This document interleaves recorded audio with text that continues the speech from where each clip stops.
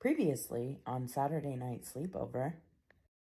So, we have all come to you today to talk about a show that Beth just binged. I binged like a week ago. Caitlin has never seen, and she's going to get her mind blown. And that show happens to be The Secret Lives of Mormon Housewives. No. Yeah. Mm-hmm. And they're dancing very suggestively in a lot of these, they're sexy. And so they're really flaunting their sexiness in these TikToks. And so that also created a little bit of dissonance with people who are watching these videos and saying, okay, I thought you guys were Mormon. This does not look Mormon to me. TikTok group had been doing what was called soft swinging.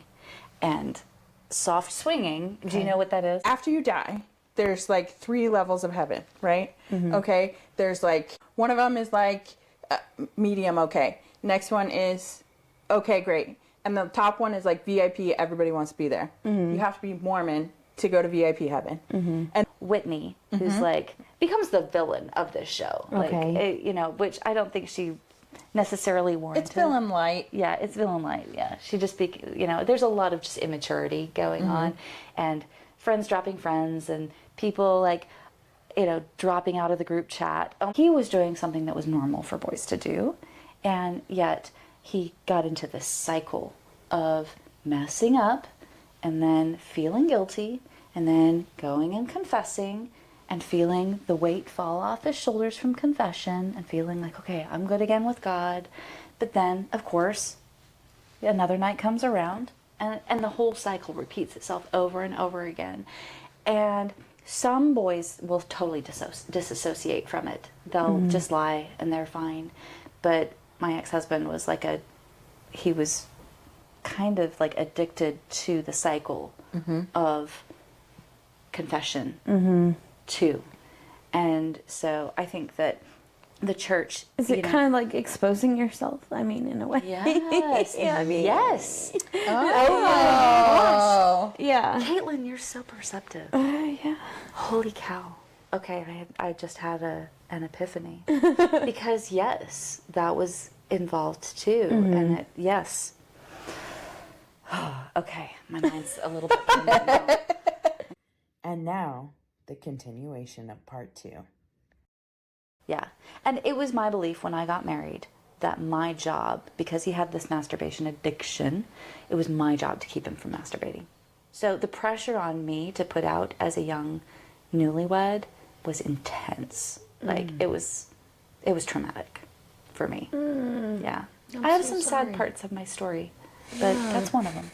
And yeah, so Mormon culture. It can kind of mess you up. We'll get derailed.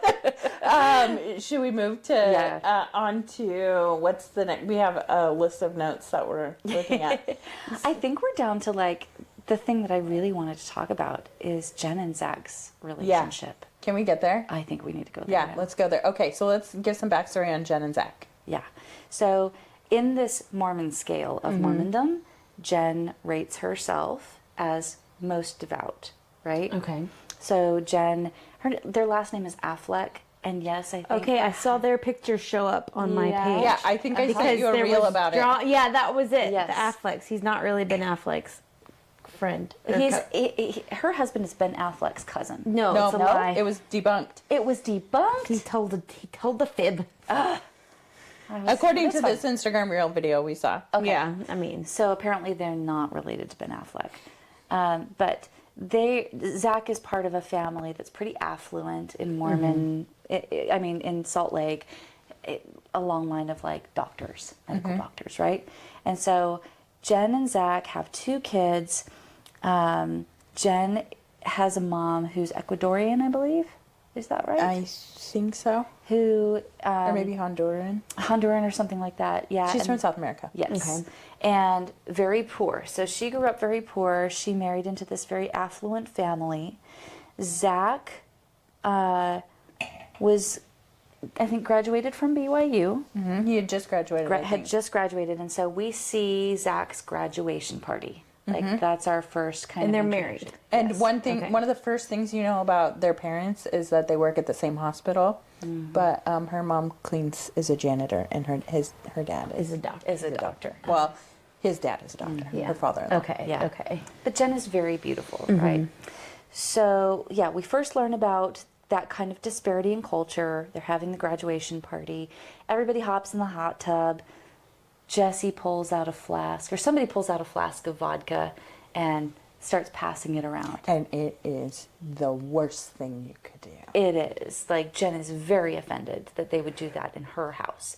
And I can attest, like, if I ever took wine to a Mormon's house, they would be very offended. And, like, after I left the church, I really fought for my right to have wine in my own home. You know, that was the thing. So anyway, graduation party. And then after the graduation party, there is a baby blessing. And we start to see the seeds of what's really going on in Jen and Zach's relationship regarding the baby blessing, because Jen rightfully invites all of her friends to come to her baby's blessing. And in the Mormon church, a baby blessing is like the baby is in the middle of this circle of priesthood holders, all men, and they all put one hand in the middle, and the baby's balanced on their hands, and then they put their other hand up on the shoulder of the man next to them, and the father speaks the blessing, officially gives the baby a name. Like, it's a very sacred Well, thing. not only that, but that's when your baby's name gets put into the church records, which you have to then later, if you would like them to be off of the records, get a lawyer to do so. Yeah, so I did this with 3 of my 4 babies. The last baby was born after we left, so he doesn't have his name on the records of the church. But anyway, so the baby blessing is happening. She's invited all of her friends, and Zach nixes half of them. Says Because no. of the flask incident, basically. Yeah. And that's when we start to see this divide of who is considered the saints and who's considered the sinners in this group. The true Mormons versus the And Jack Jen Mormons. has to go be the one, not Zach, who told her that she could invite them anymore. Jen has to be the one to go to them and say, sorry, you can't come anymore. And so there's a lot of hurt. And she's totally covering for Zach and saying, oh, I didn't communicate well enough with him. And, oh, I'm so sorry. It's totally my fault. And he just doesn't know your husband's well enough. And that's the only reason. And she says, oh, what irks me so bad is she says, but this is supposed to be a sacred thing. And I just like, oh my gosh, I got so mad that, you know, oh, it's too sacred to like, you're holding it in your home, but you can't invite your best friends. So that just fired me up. Do you think that was their real baby blessing, or do you think it was like a staged? No, I think it was the real one. Yeah, I think they allowed it to be videotaped, and that's probably why they did it in their own home as opposed to going to the church to do it. But They then probably couldn't have filmed at the church. Right. Yeah. maybe, yeah. But some people do it in their homes. I've done it in my home with one of my babies before. Okay, so that's scene 1, is the baby blessing. And then later on, the girls are all going to Vegas, right? I think this is where we really start to see Zach's true nature come out. So they're all going to go on a girls' trip. First of all, Taylor's like 9 months pregnant, about to have the baby in like 2 weeks. Yeah, yeah. Well, and they have to, like, in this show, they've got to stage a lot of interesting experiences that make for good TV. Right. So you know that a Yeah, lot of because this, like, the reality, real lives of Mormon wives probably would not be that interesting. No, exactly. She'd be washing dishes, Exactly. doing Yeah. laundry. Like, a lot of Oh this no, is I might very be Mormon. No, I'm just kidding. That's how they get you. Yeah. So Dakota is going to go down with Taylor because she's about to have the baby. So if she has the baby, he wants to be there. Okay. So he's thinking that she's So going he's to crashing the girls' spontaneously go trip. into labor, but nobody wants Dakota there. right. And so Dakota, Not to mention the fact that he's very anxiously attached. yeah, Like, yeah, he's Taylor won't commit to him. He wants her to marry him. He's just freaking out all the time through this whole thing. Yeah. So, okay, go on. So of course Dakota needs a buddy to go with him. So Zach decides to come too. Zach also gambles a lot, and he doesn't have a job because he just finished like college, and he's about to go to medical school, and you can't have a job whenever you Right. go to medical school. It's like against the rules. Yeah. And so Jen gives him like $2,700 to go gamble with while she's at this party. Yeah. And it comes out later that Zach has had a problem with gambling. There's a point at which the producer says, can you tell us about Zach's gambling? And she's like, Yes, as long as you don't make him out to be an addict. And so there's this little conflict seething underneath the surface, right? So they get to Vegas. He goes off gambling. Jesse, who is like the biggest Jack Mormon of the bunch, but who is my personal favorite character. I love Jessie so much. Like, she's so empowered. She has her own salon. She is just confident, and she's the oldest one of the group, so she's considered the grandma of the group. She's just like so empowered. So she takes everyone to a surprise, and the surprise that she takes everyone to is a Chippendale show. Oh my goodness. And so they end up at the Chippendale show, and Jen actually had kind of broached the subject with Zach before they left and said, well, what if like we go to something like a Magic Mike show or something? And he says, well, you know, if you want to be a divorced woman with 2 kids, like, you make that decision. So he's already threatened her once. If she does anything like that, she's going to end up divorced, right? And so they get there to this Chippendale show. Jen starts freaking out. And they get the VIP pass where they get to go backstage and put oil on their chests. It makes for great TV. Like, by this time, I think this is episode 6. Yeah, it's like late. Yeah, this story is starting to get good, right? And so they're in the backstage, and Jen is just freaking out and obviously embarrassed. And so she decides she's going to call Zach and just tell him exactly what's going on. You know, try to be as honest as possible. She calls Zach, and he immediately starts attacking her character, her morals, and threatening her with divorce. And she just breaks down into sobs, and you see her on the phone, and she's like weeping. Can you please just see me as a person? Like, can you please not question my character? Like, I'm calling you. So she and like 2 of the others decide to go back to the house. They leave the show. They don't see the show. They don't participate. They go back to the house. Taylor's one of them, and I think it's because she's just like, I'm too pregnant for this. I want to go home. You know what it's like when you're literally She's 9 like, I'm months done. pregnant and just so tired. So Jen goes back to the house, and at a certain point is texting. Like, yeah, it's just like what Walls of text. yeah, like what what Elizabeth was texting me like earlier. Yeah. But hers was about like obsessively watching the show. Obsessively, yes. So walls of text. I admit I was a little obsessed. So walls of text from Zach, just beating her up about it, maligning her character, threatening divorce, telling her that he's going to take the kids and move in with his mother, and she'll be alone. And I'm sitting here like seething, right? Because I'm starting to see echoes of my own marriage in this relationship. So I'm starting to get real triggered by this point. But he's off gambling right now, right? Oh yeah. And sending these text messages. Her money. Her money. And she's just begging his forgiveness the whole time. So we find out that she ends up leaving at 2 a.m. to go talk it out with Zach. She doesn't come back till the next day. And when the girls finally get a hold of her, she's like, oh, everything's good now. It's better than it's ever been. It's better than it's ever been. We're just fine. We just had to talk it out. And the other girls are like, that doesn't sound like Jen. She sounds like she has a gun to her head. Like, literally, you have a woman who just got broken by that man. Well, and not only was it like, she left at 2 a.m. She left at 2 a.m. Didn't tell anybody because he was like, come now or I'm divorcing you. But it was really when he ran out of money. It was when he ran out. Yeah. And here's where I'm going to bring in my personal experience, because gambling is not acceptable in the LDS church. And so this guy doing it while he's a so-called like member in good standing, he should have been disciplined for that or something. I don't know. But men seem to get these passes in the church that just infuriate me, because we're starting to see at this point in the show that this guy is a raging narcissist. And several of the women in the group call it. Like, they name it what it is, and they stage an intervention the next night. Okay. And they get together for dinner, and they sit her down, and they say, this is narcissism. And narcissists don't get better, you know?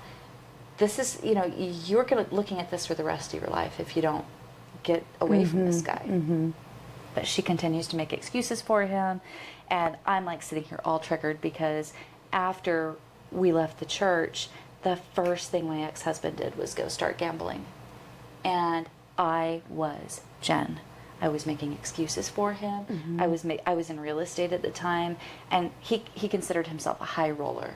And so he would go and lose thousands of dollars in one fell swoop. Oh, gosh. Come home, finally confess to me, and I would be like, it's okay, I'll just sell another house. Like, I was so in chains to this relationship, because it breaks you down, you know. In the same moment that Zach is out gambling and losing his wife's money that she earned, he's breaking her down. And this is the pattern with narcissism, is like, especially when they're actively trying to break you down, once you start to see the pattern, you see that they're doing that when they're doing something they know is wrong. And so they've got to turn the attention on you. They've got to turn it away from them. It's called projection. And they've got to break you down so that you don't see that what they're doing is actually the unethical thing, right? So Jen has this wonderful group of friends, and they're trying to stage an intervention, but she's just constantly covering for Zach's bad behavior. And I'm seeing how this feeds into the greater church narrative. Like, I think that the church feeds narcissism. I mean, do you agree? I Like, could see that. Yeah. like, just because men are so revered in the church, they have all the power, they have the I mean, priesthood. maybe not narcissistic women as much, Yeah. because I feel like in the church, women are seen as less than. And so narcissistic people Creates that tend to, submissive woman. they tend to believe that they're more and better than Yeah. others. Now, there are some narcissistic Mormon women. Have you read the book, I'm Glad My Mom Died? Yeah. Yeah. So there's a narcissistic Mormon woman in that book. Well, that's like a prevailing part of the culture too, is that Mormons believe that they're better than everyone else in general. Yeah. But they Because- would never tell you that. Yeah. Because it's like the one and only true church upon the face of the earth. They get to And go that's a quote. VIP. Yeah, they get to go to VIP heaven. Yeah. Yeah. Yeah, exactly. And so you're constantly trying to convert other people. And like, that's your job, no matter what, is to convert other people. So you've got to, there's just a superiority that's baked into the culture.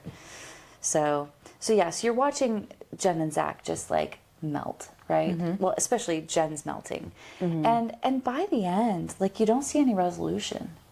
Like, Well, okay, so then the next evolution of the story is that she's like, I think I'm just gonna stay here while you go off to medical school for a year, and because you're gonna be deep in the books. I need to be here so that I can stay a part of Montauk and keep our like income flowing in. Oh, because that's right. She's the breadwinner. Yeah, and they all have to like Because be in the she's a- videos together. Dancing. but So he tells her that he doesn't care. yeah, he said, I don't care. You need to come with me no matter what. So she comes with him to New York, leaves Montauk, leaves like that group of friends, and it's just Which, on one hand, you are married, and it is part of your life. But like, if you are the only person making a living Yeah. for your family, you have And to. why That Montauk? needs to. She needs to make a new crew yeah, in exactly. New York. Quick note about the gambling. One more thing. It comes out that Zach was given a bunch of money for medical school. He gambled that away too. So he does have a problem. Oh my But- gosh. But yeah, like, so at the end of the whole series, we're left with a bunch of a fractured Montauk group. Like, they're all breaking up. Whitney's offended. Jen's going off to New York. Taylor just had a baby. Like, everybody's kind of like deciding that they need to focus in on their families, except for this other core group that's like, you know what? We think we might be actually empowering women with what we're doing. Like, so you had this thought, Charli, about like these young women maybe punching above their weight. Yeah. Can you tell me like what your thought was around that? So like, I was thinking about how, like they go around and it feels like so it's like that youthification thing. Like everybody's like playing games instead of like, having. I remembered what it's called. Perpetual adolescence. Yeah. Perpetual adolescence. Yeah. So that culture is around all the time, and that's all you know. So while, but they are moms and married and are making money, so Right. they feel like they're in a role, but it just kind of like to everyone else from the outside, it just looks like they're punching above their weight. Like it looks like they're playing house with their people because they're still like in this like their brains aren't fully formed and they're making all these choices, which young people do, and that is a normal thing. But since they have this much influence and they have this like lifestyle that they're living, like they are taking off bigger bites than they could chew. And that's what it feels like to me as a person with a fully formed cortex, being like, oh, hey, what I'm watching here is like people who think that they have it all together, but like they don't even know that they don't. Right. Yeah. Yeah. And but also they're realizing that they have a platform from which to say something. And so they're starting to think about what they want to say, you know, which I think is kind of beautiful, right? So they like the fact that they feel like they're giving empowerment through these dances and everything. So it's got to be enlightening. Right. So they start thinking, oh, maybe we're starting to influence the culture here. Maybe we can show women that sex is positive. Maybe we can show women that women can be the breadwinners. Maybe we can show women that they can stand up to their husbands. You know, they're starting to see a greater sense of purpose because they now have this platform from which to speak, which honestly, like, isn't that cool? Isn't that what we all want, is to make a difference? Yeah. And so they're starting to come into themselves in a way that, you know, I see that they still have so far to go, right? I remember how I was when I was in my 20s and early 30s. And, you know, I left the church when I was 35 years old. I had never experienced sex outside of my marriage. I had never tasted coffee. I had never drunk a glass of wine. I had never experienced anything. I'd never been to Vegas. Like, I'd never experienced anything that was considered a sin in Mormon culture. And so there's this drive when you leave the Mormon church to make up for what you were denied in your adolescence, when you should have been making those mistakes, when you should have been experimenting and finding out who you are, what you like. Maybe that's why the sinners are a little bit more mature than the saints. Yeah. It's because The other thing I just thought of while we were talking is, so like the Botox and how you were saying that there's 2-to-1 women. We should probably start thinking about it of like, you know how when people grow up in poor neighborhoods, they're like, and they have any sort of athletic ability, they're like, the only way out of this situation is by focusing all on my sports and getting a scholarship to get out of here. It's the same thing. That's why they do Botox, is because that's their only way out of their situation. And typically, like, I would say a lot of young girls are taught, like, don't worry about an education. Just go get married to somebody who has money. And he'll provide for you. Yeah. Which is a huge burden for men, too. So not all of this is on Mormon women. Right. It's like a shared issue between the two of them. But maybe that is what the like high beauty standards is about, is like the same concept as like, I got to focus all my energy on this sport because otherwise I'm not getting out of this. Yeah. I got to focus all this energy on what I look like. His Otherwise, body. I how else am I going to... secure my future. Yeah. Well, and you think about... Because they're not taught you can do whatever you want. No, you're taught your number one job is to be a wife and a mother. That's in the family proclamation. Like, Do they let them play with enshrined. Barbie? Do what? Do the girls play with Barbie? I played with Barbies when I played was with a kid. Barbies, yeah. But look, I mean, I know, she's so empowered. careers and, I know. Well, all of these ideas are filtering into the church. So there was a movement called Ordain Women that was led by a woman named Kate Kelly, who's a feminist, and she tried to change the church from the inside out. She was unsuccessful. She ended up getting excommunicated, but there is this feminist movement, and I think it's what's driving a lot of women leading the way out of the church for their families now, is this feminism that's growing. So I think that there are going to be more and more women leading, and more women who decide to stay in the church but decide that they want to change it from the inside out, or at least try, right? Until women get the priesthood, it's always going to be a stacked, deck against women. But I think that even you look at all like the host of mommy bloggers that are Mormons and now TikTokers, you can still be a mom and do those jobs. And so Mormon women are very good at diversifying and supplementing income through jobs that emphasize that, yes, I am still first and foremost a mom. So my mother did that. My husband's mother did that. She opened a scrapbooking store, things that are kind of innocuous, things that aren't a career. Start podcasts. Yeah, start podcasts, start blogs, because you can do it from home and you can still raise your babies, right? So that's very much in the culture as well. But, ultimately women, when they see these women are probably not going to be swayed much by them. Do you think they're going to be successful? I don't think they will, because they come across as so frivolous. Yeah. Through the beginning of the show. And they're still upholding all the things they're doing. They're doing all the beauty standards. They're doing all the, they're still, you can't drive a boat when you're in a car. Yeah. And they're in the car right now. Yeah. Or they're in the boat right now, and they're trying to drive the car. Yeah. Yeah, and they've got to learn a few more things about what it means to truly step into feminism in order to be able to give women a voice.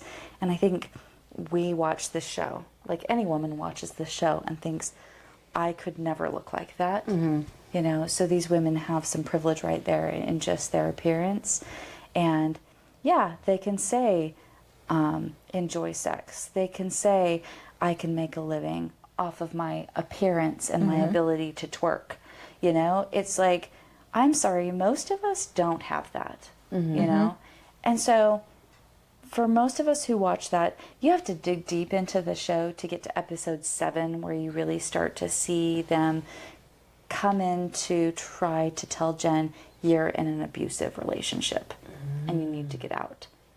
Before that, it's just a bunch of Instagram, TikTok influencers who are fighting about who's friends with who and who's not, and who's talking about who behind their backs. And so is there only one season? Yeah, there's 8 episodes. So it's not until episode 7 that it really gets deep. Right.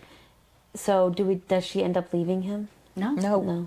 She goes to New York with him. Yeah. Oh. Yeah. So I know it's highly disappointing from that perspective, right? Like it's just like, well, this is what happens. You had such a chance of having a good story, but ultimately, you're living a life that none of us get to lead, which is making money from dancing in front of a camera for 10 seconds. Yeah. It's not too late. Well, that'll be in my book too. Yeah. My rise to TikTok royalty. Wasn't quite TikTok royalty, but there was the moment where my husband said, I want to have sex with another woman and I want you to be there, and I'm going to divorce you if you don't. So, her ex-husband. Yeah. So my now husband is a wonderful man, and I'm in a really stable position now. But there's a lot of brokenness that happens when people leave the church because it's such a high demand religion. And so Yeah. You don't ask questions and you do what you're told. Yeah. Yeah. And you give your whole life to it. Like, it's really. Without consent. Yeah, exactly. So, now do you want to watch it? Yeah. What questions can we answer for you? Having you here has been perfect. By I the know. way. I'm like, oh my goodness. So, do you think they'll do another season? I think They'll will. have to. Yeah, I think so. They left Yeah. us on a cliffhanger at the end. So, yeah, I think that it's very, very possible. I'm that they- surprised you didn't like go and look up their contracts and see how many seasons they signed for. Oh, that would have been above and beyond, and I only had so much time to get this done. Yeah. Well, 8 pages of notes. Notes. But like we pulled this together within like just 24 hours of like figuring out that we were going to do this. Well, because we've been talking about it for maybe like a week or something. Yeah. So what we've come to the conclusion of is that it's not that bad. It's not. It's very surface level. Oh, Yeah. you know. So we can see why it was approved because the real lives probably wouldn't be on camera, Right. right? Right. They would not be. I would be remiss if I didn't say my favorite line of the Okay. whole show. Yes. My favorite line of the whole show is, spoiler alert, one of them gets vaginal surgery, rejuvenation surgery. Oh my goodness. And another one comes to visit her after her surgery, and she walks in and she's like, I brought you tulips for your 2 lips. And I thought that was the best line of the whole season. Oh my goodness. I wish I had a best line of the season. I didn't grab one. But like at the end, I enjoyed it. Like I was like, okay, now like I have something to bite into, you know? And yeah. So Would accurate. it be a gateway for people to be like questioning things? Do you think the fear was like that your friends were warning you about was righteously placed? That's a really good question. I don't. I think it's gonna. A lot of people are gonna watch it. I don't think a lot of people are gonna change their minds about anything. Yeah, it's hard to. You have such a separate perspective, which is like when we started this, we started with the disclaimer of like, we see things now from the eyes that we have now. But if you had asked us questions about this show 5 years ago, 10 years ago for me and her, like we would have had different answers and we would have seen things from a completely different place. Because like when you're in Mormonism, you see things from this perspective, and then if there's something outside of that bubble that you see, you just put it on a shelf. Yeah. And just say, we'll deal with that later. And there are so many things in the world that like don't conform with what you know to be true, that you just keep putting things up there on that shelf. And then one day there's something way too big for that shelf and it just breaks. And your entire like perception completely just 180s, and you're like, whoa. Because it's all over the floor. Yeah, Yes. it's all over the Yeah. floor, and you can't not do anything about it. That was exactly my experience. I was all in one day, and then we got an email from my ex-husband's friend that he had left the church, and these were the reasons why. And within a week, my ex-husband was out, but I really resisted. Because in the Mormon church, if you look at information that's critical of the church, especially stuff about its origins, that is considered spiritual pornography. You're not supposed to look at that stuff. Okay. Yeah. And so I always, like, I never looked at it. I just kept far away from it because I knew that was just porn. It was like looking at porn. And so after my husband, like, totally deconstructed his faith in 1 week, I was just grieving, and I had just found out I was pregnant with baby number 4, and my whole world was falling apart around my ears, but I was still in the church mentally and emotionally. But then he started, and every night he would pace the floor telling me all the things he'd learned about church history. But then he started threatening divorce if I didn't look into it, if I wasn't willing. He's like, Why is that always the first threat? I know, right? Like, that's why Zach triggers me so much, is because that was me. I was Jen. And every time he threatened divorce, I got, like, all freaked out about it and did exactly what he wanted me to do. So until I asked him for the divorce, which, you know, that's a whole other story. The only thing I threaten my husband with divorce for is if he shaves his beard. Oh, same here. Oh, I love my husband so much.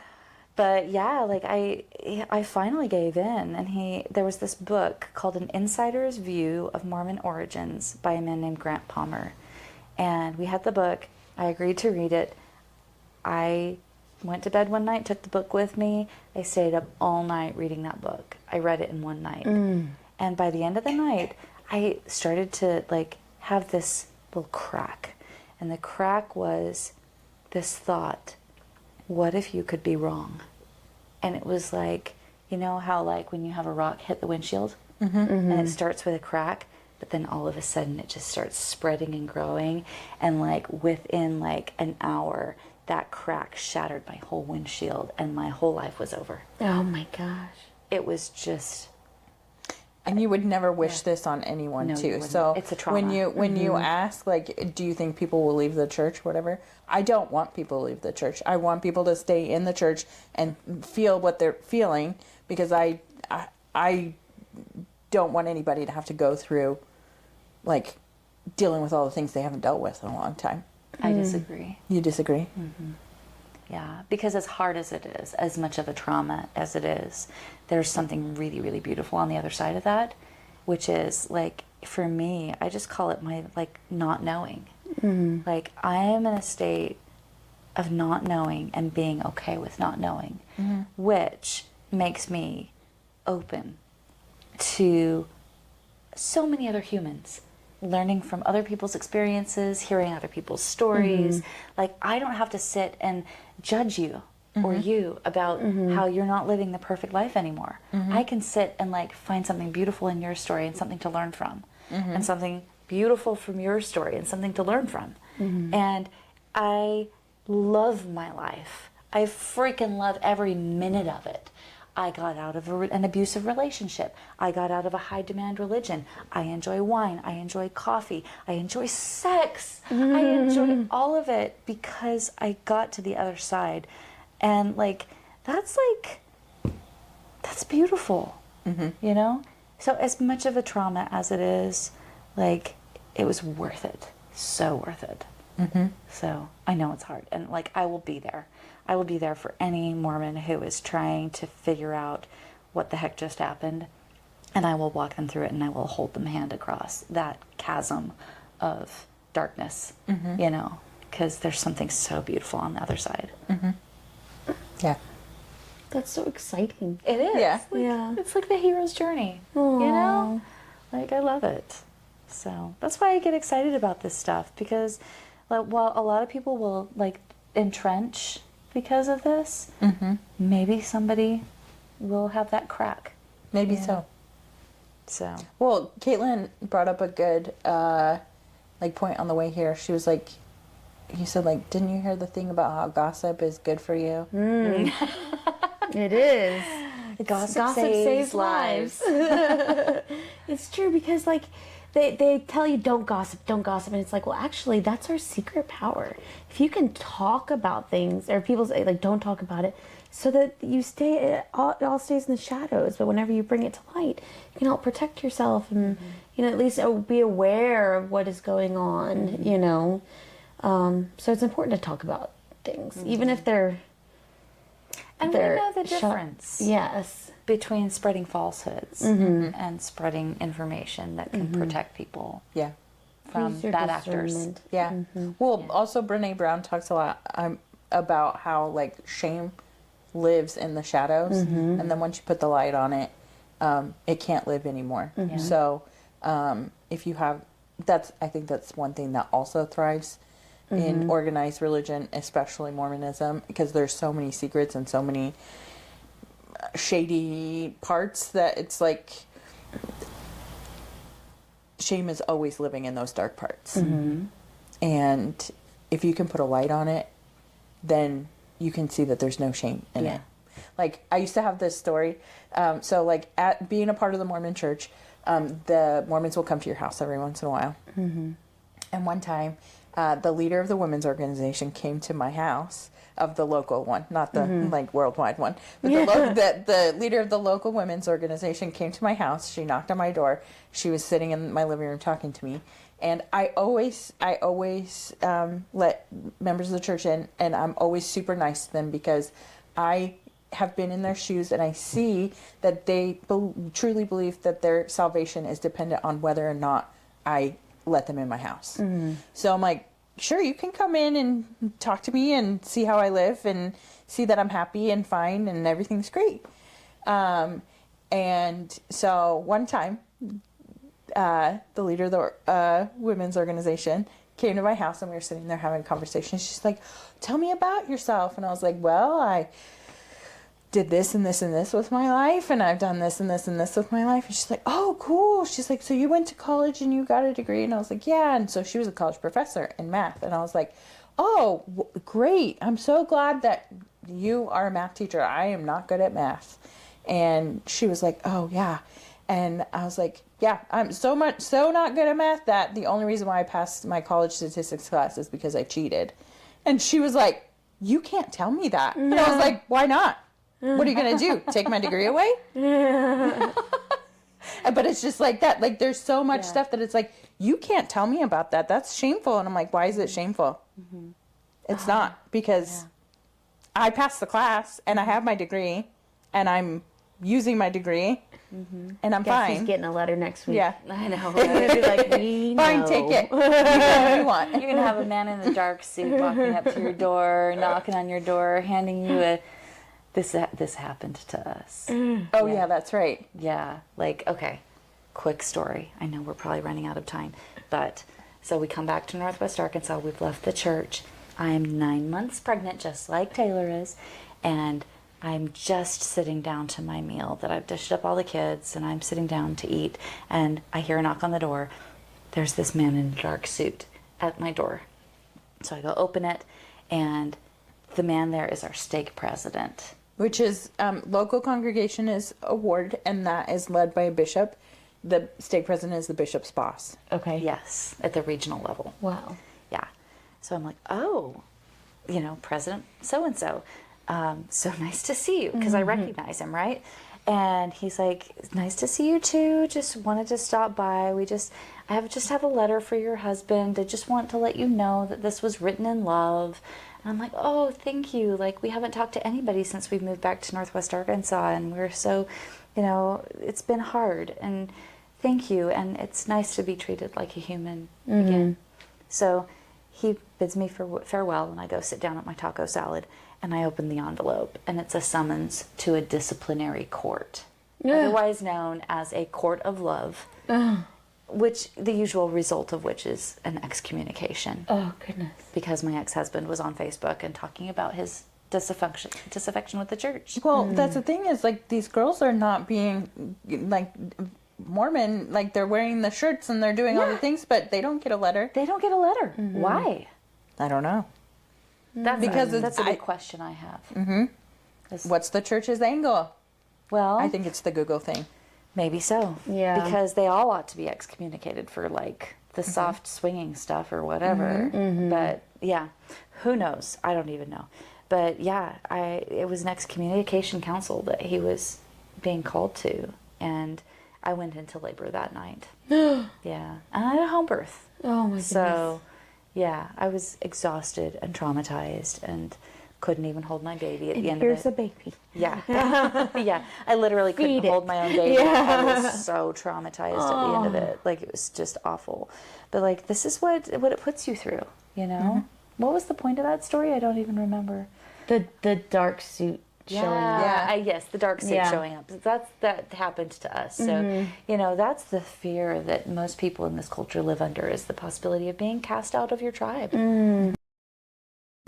And it's like, for some people, that's their only tribe. And that's why there's so much pressure, really, Yeah. is because, like, the parents or whoever's giving the pressure feels that, like, their eternal lives will be incomplete because you are off the path.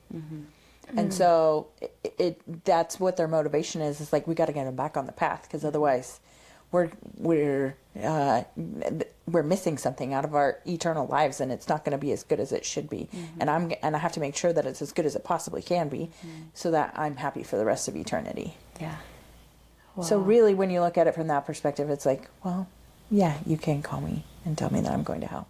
Yeah. If it makes you feel better. Yeah. Yeah. I'll take one for the team. I've been lucky. My mom's been super supportive, and my dad too. And like, they kind of chose family over the church. You know, they still go to church, they're still active, but they chose to be loving and supportive. So I was really lucky in that sense. Even when I was like sleeping around, you know, I call it my whoring days. You know, like the first guy I dated after I left my husband, I called my mom to tell her that I was dating somebody, and she's like, just don't let him take you to bed. And I was like, Mom, let me tell you a couple things. I was like, well, first of all, I said, I'm just going to tell you a few things about my life now. I said, first of all, I drink. I said, second of all, I'm getting a tattoo. And I said, and third of all, I'm sexually active. And that's just what my life is now. And that was a hard conversation. But I felt so good, like being able to be confident enough in myself at that point where I was just like, you know what? This is me. Like, take it or leave it. And luckily my parents took it. Yeah, it was awesome. They love you. You're easy to love. You both are easy to love. This was fun. I'm excited that we got to. Yeah. I got the deep dive, and I feel like it gives me enough background that I can actually go and watch the show and enjoy it and feel like I know what they're talking about. Yeah. Right. Yeah, because if you didn't know Mormon culture, Then it you might be a not little bit- get it. It might just seem surface level. So I'm actually curious to watch it. Yeah.